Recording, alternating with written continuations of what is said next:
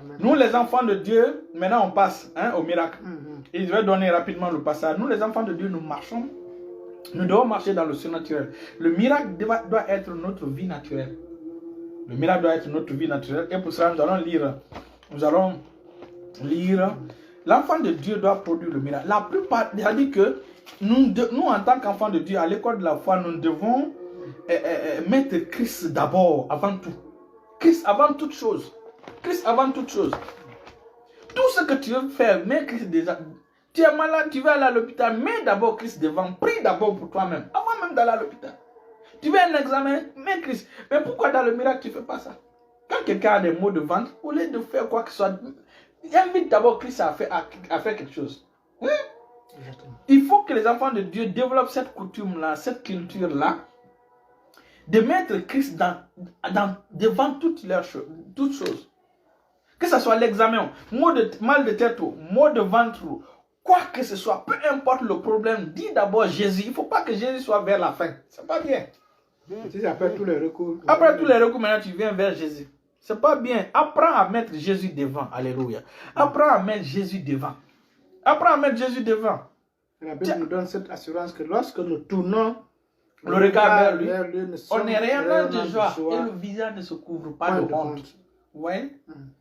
Donc les enfants de Dieu doivent être spirituels. C'est pourquoi quand Jésus dit, les vrais adorateurs de Dieu, ce sont eux qui adorent en esprit et en vérité. Adorer en esprit, c'est de prendre des décisions spirituelles. C'est la première des choses, c'est d'inviter Christ. Mets Christ dans tous tes problèmes. Alléluia. Tu vas voir. C'est comme on a fait une expérience avec, comment on appelle ça, sur Facebook, quoi, avec une substance, on a nommé Jésus. On a mis un café avec un Nescafé, l'autre le thé. Dès qu'on met Jésus dans le thé, dans le Nescafé, tout devient propre, clair. On met le Nescafé sur Jésus, Jésus détruit le Nescafé. C'est-à-dire l'eau sale là devient propre. Quand on met dans l'autre, ça devient propre, purifié. Donc Jésus, c'est lui qui purifie tes problèmes. C'est lui qui règle tes problèmes. C'est lui qui règle tout. C'est pourquoi la première des choses d'abord, c'est de venir à Jésus. Croire en Jésus. Quand tu crois en Jésus, Jésus va ordonner ta vie. Jésus va aplanir tes montagnes. Jésus va t'apporter ce que tu as longtemps cherché. Comme je t'ai dit la dernière fois, quand tu vérifies dans le compte bancaire de Dieu, le solde, c'est Jésus. Quand tu as Jésus, tu as tout. Amen. Le solde, c'est Jésus. On a lu ça, non? Dans Colossiens chapitre 3, le verset 8 à 13, 10 à 13.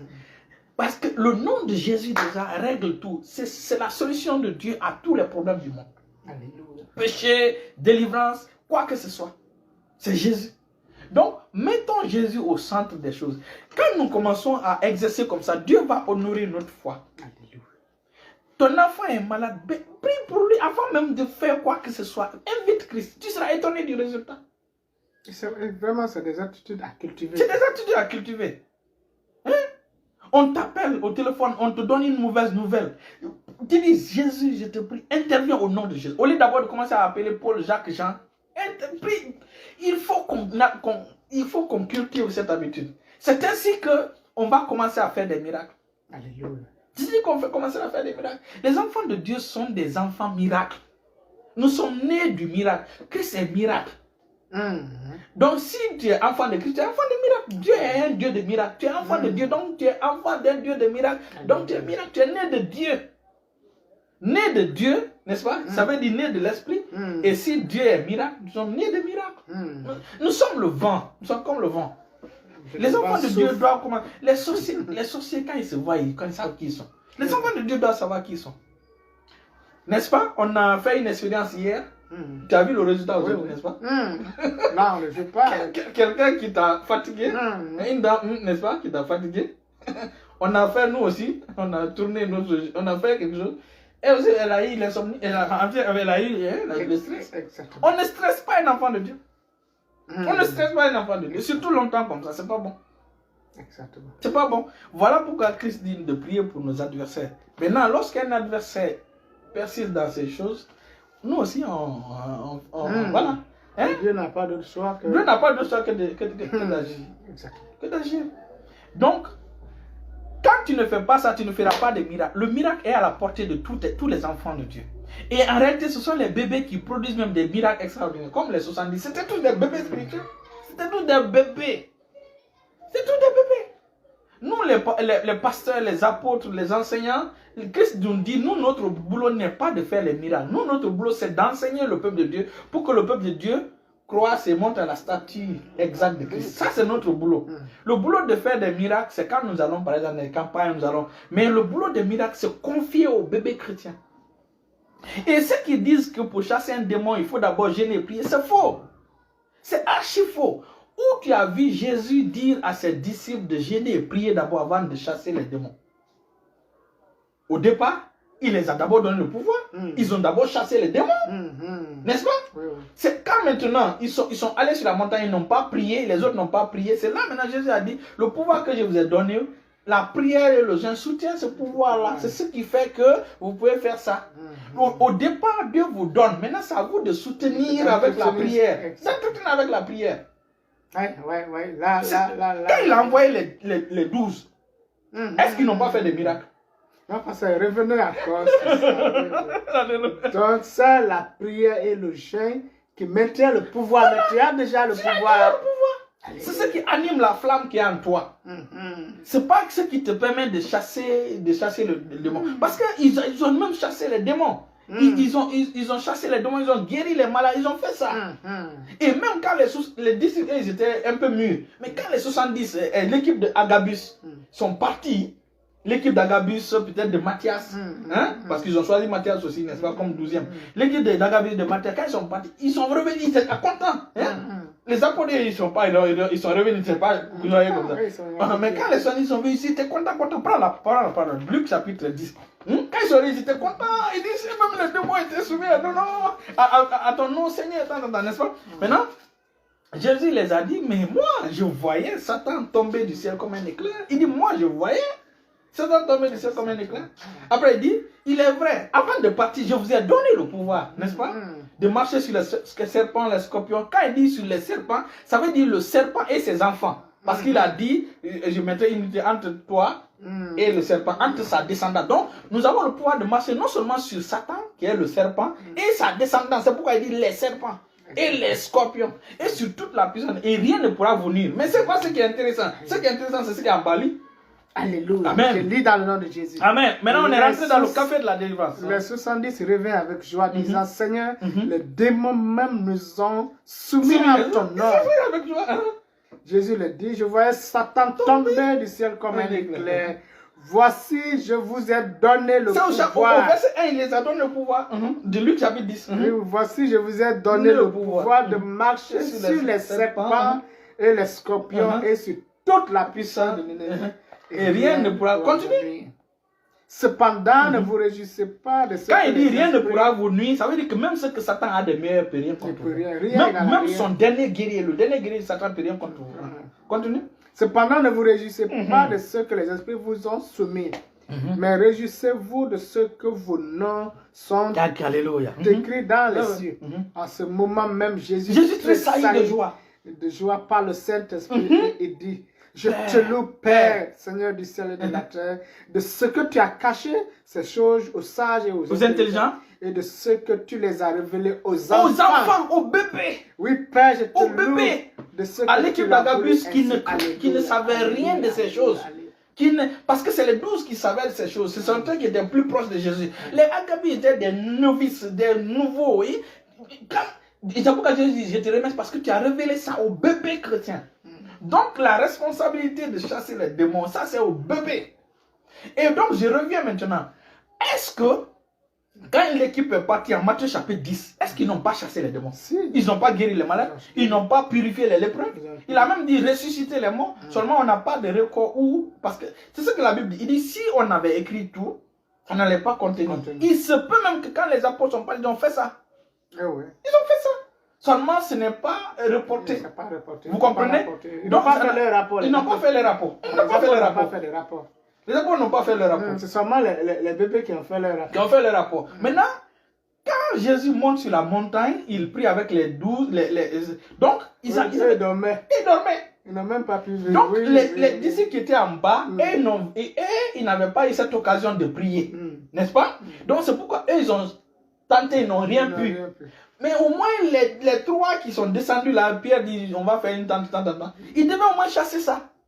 Mais même eux aussi n'ont pas pu. C'est là que Jésus les a reprochés. Il dit, tu as vu, je suis monté sur la... Moi, j'étais en train de prier, vous étiez accablés par le sommeil. C'est pourquoi vous n'avez pas chassé Donc, la puissance, tu l'as. Mais il faut la prière, il faut le jeûne. Pour activer, pour maintenir la flamme.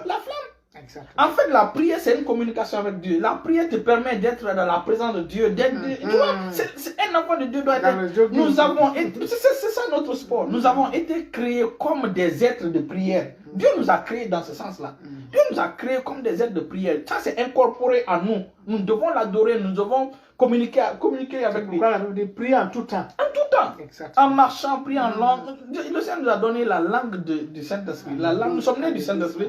Donc, le Saint-Esprit, c'est la langue maternelle du royaume de Dieu. C'est le parler en langue. Donc, voici des choses qu'il faut faire. Vous voyez?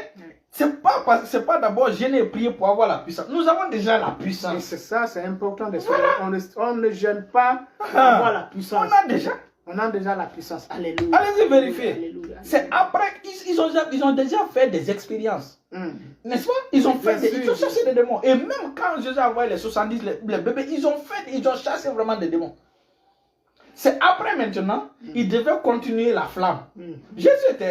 Normalement, Jésus devait dormir parce que lui, il est Dieu, il a la puissance, il devait dormir. Mais Jésus nous les a montré qu'il faut continuer à prier. Continuer à prier. Alléluia. Voilà. Et donc, on se limite là. Restez bénis, Non, il faudrait, parce que vous revenez encore sur la puissance. Chaque enfant de Dieu a la puissance de Dieu. C'est bon de savoir. Chaque enfant de Dieu a la puissance de Dieu. Active, vraiment active. Aucun enfant de Dieu n'est impuissant. Chaque chrétien a la puissance de Dieu en lui. Chaque chrétien peut faire un miracle. Chaque chrétien peut imposer la main sur un malade. Dans ta famille, commence à le faire. Commence à l'expérimenter. C'est pas compliqué. Écoutez, les gens pensent que ça c'est seulement pour les pasteurs. Non, commence à l'expérimenter. Je vais terminer par ceci. Il y a une fille. Dès qu'elle est née de nouveau, ça c'est le pasteur a prié. Il dit allez-y, faites la même chose. Vous pouvez faire la même chose. Elle ne connaissait pas beaucoup de choses. Elle venait de naître de nouveau. Quand elle est partie, elle a fait des miracles extraordinaires. Elle venait rapporter. Les gens étaient étonnés. Tu viens de recevoir Christ maintenant. Le lendemain, une semaine après, tu commences à faire ce que l'apôtre t'a dit de faire. Ça, c'est une histoire réelle. Oui. Et donc, nous sommes des enfants de miracles. Nous devons expérimenter le miracle. Nous devons aider les gens. Nous devons rendre justice aux gens. Nous avons cette responsabilité spirituelle de le faire. Rendre justice aux pauvres. Aux faibles. Aux malades. Hein? Les gens viennent te dire, vraiment.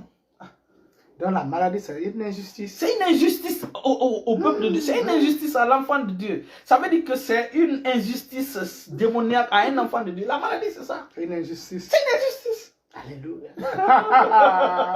C'est une injustice. Voilà, c'est une injustice. Donc on vient, c'est un désordre en fait. On vient mettre l'ordre. Partout où Satan met le désordre, tu as la responsabilité de venir mettre l'ordre. Et ta main là, il y a quelque chose dans cette main. Il dit imposer. Que tu sois femme ou garçon, jeune ou... Impose la main. Je t'ordonne d'arracher. Et de planter. Tu as cette responsabilité. De détruire et de bâtir. Oui. Alléluia.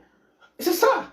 C'est ce que mon fils Nikos dit. On peut changer le relief. Oui, j'ai apprécié ça. Tu peux dire à celle qui quitte ici, c'est ça. En fait, les enfants de Dieu n'ont pas commencé encore à fonctionner comme ils devaient fonctionner. Les gens qui ont ces mentalités, on peut changer le relief. Quand je viens quelque part, s'il y avait le désordre là-bas, la paix s'impose. C'est ce que... Si vous avez l'autre fois, elle avait dit une expression, ça m'a... Durant toute l'année, j'étais en train de méditer à ça. Je dis, on n'a pas besoin de beaucoup de ciment, même un peu de ciment seulement. On va multiplier le ciment pour construire. Pour construire, effectivement, il a dit ça. Il a dit, on n'a pas besoin de beaucoup de ciment. On a juste besoin de quelques sacs et puis on va prier. Ça va se mettre. On bâtit. Vous voyez, une telle mentalité. Ça fait sourire Dieu. Ça fait sourire Dieu. En fait, quand Dieu attend ça. Dieu attend cette génération de David, cette génération de Josué. C'est pourquoi Jésus disait, dans Israël, je n'ai pas trouvé aussi si grande foi. Tu vois?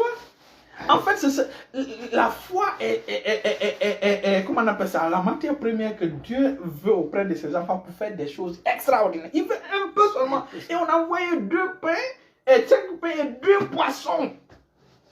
Et avec ce peu-là, non, plus de 20 000 personnes ont été rassasiées. Alléluia. Le peu là que Dieu attend de toi, fais ça. Quand tu fais ce peu là, tu verras la gloire. Alléluia. Amen. Tu verras la gloire. Alléluia. Amen. Donc c'est ça.